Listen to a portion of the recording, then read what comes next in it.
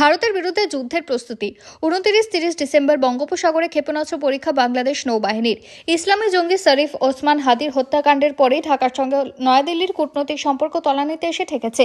আস্তিন গুটিয়ে রণহুঙ্কার ছাড়ছে দুই পক্ষই। তার মধ্যে ভারতের সঙ্গে সম্ভাব্য যুদ্ধের প্রস্তুতি নিতে শুরু করেছে বাংলাদেশ সশস্ত্র বাহিনীর 3 শাখা।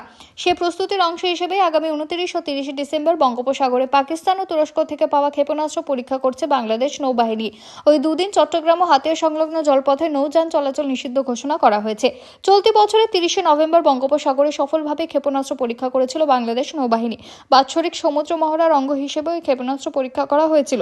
মহড়ায় ফ্রিগেট, করভেট, বিভিন্ন যুদ্ধজাহাজ অংশ নিয়েছিল। শেষ দিনে যুদ্ধজাহাজ বিধ্বংসী ক্ষেপণাস্ত্র উৎক্ষেপণ, বিমান বিধ্বংসী ক্ষেপণাস্ত্র উৎক্ষেপণ, সাবমেরিন বিধ্বংসী রকেট ডেপথ চার্জ উৎক্ষেপণ করা হয়েছিল। তার এক মাসের মাথায় ফের ক্ষেপণাস্ত্রের পরীক্ষা সাধারণ কোনো ঘটনা নয় বলে মনে করছে প্রতিরক্ষা বিশেষজ্ঞরা।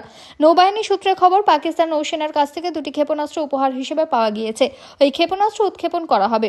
ইতিমধ্যে নৌবাহিনীর তরফে জারি করা বিজ্ঞপ্তিতে বলা হয়েছে, আগামী 29 ও 30 ডিসেম্বর 2025 তারিখ বাংলাদেশ নৌবাহিনীর জাহাজ কর্তৃক বঙ্গোপসাগরের নির্ধারিত এলাকায় ভারী গোলাবর্ষণ হবে।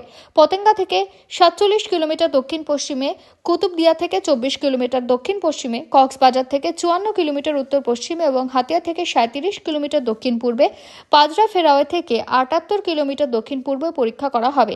এই সময় নিরাপত্তার স্বার্থে সকল নৌযান, বাণিজ্যিক জাহাজ, কোস্টার, মাছ ধরার নৌকা, ট্রলার সমূহকে উক্ত এলাকায় অবস্থান ও চলাচল থেকে বিরত থাকার জন্য বিশেষভাবে অনুরোধ ও সতর্ক করা হচ্ছে।